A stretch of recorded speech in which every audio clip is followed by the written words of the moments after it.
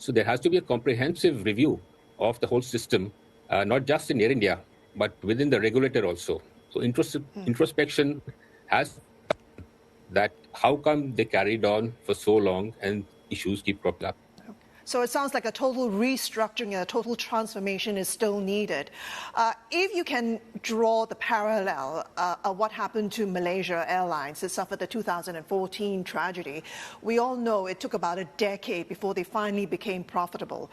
Are we looking at the same time frame for Air India? It's already about 3 years since the merger or the takeover.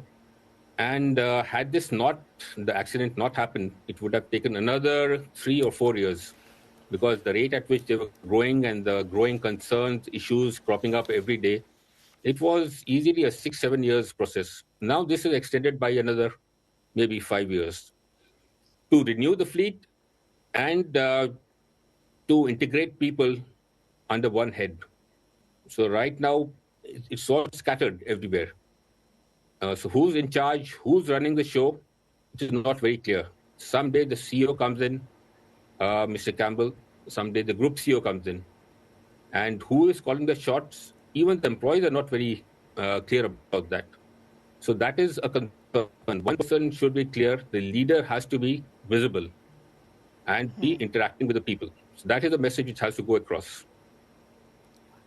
Amit, well, the regulators are certainly getting involved because after the crash, we had India's civil aviation regulator seeking enhanced surveillance of Air India's Boeing 787 fleet. Do you think there's enough regulatory oversight over India's aviation sector, which is one of the fastest growing in the world? Do you think an overhaul is needed? Yes, a complete overhaul. And that has been recommended in 1997 by a committee headed by an Air Marshal, J.K. Seth. The report never saw the light of day because it told the truth, what needs to be done.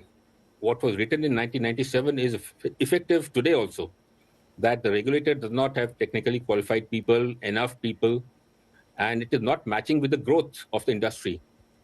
We know how many aircraft have been ordered by all the airlines.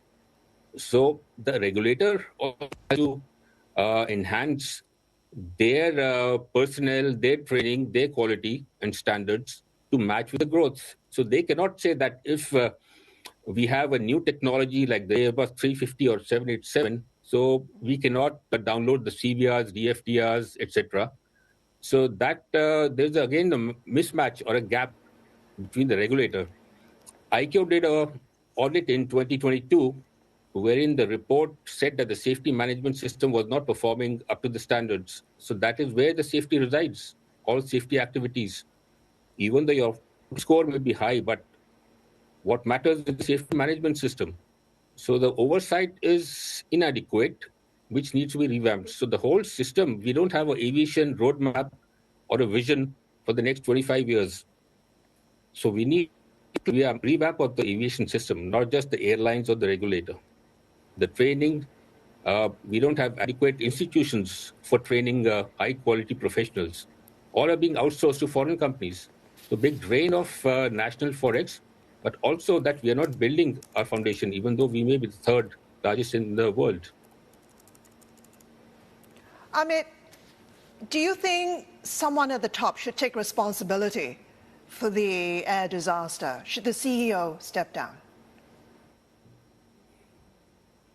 Well, I won't say step down, but there's a term duty of care. So there is a person, an accountable person, who has a duty of care, which means he's responsible. Under his watch, the accident happened.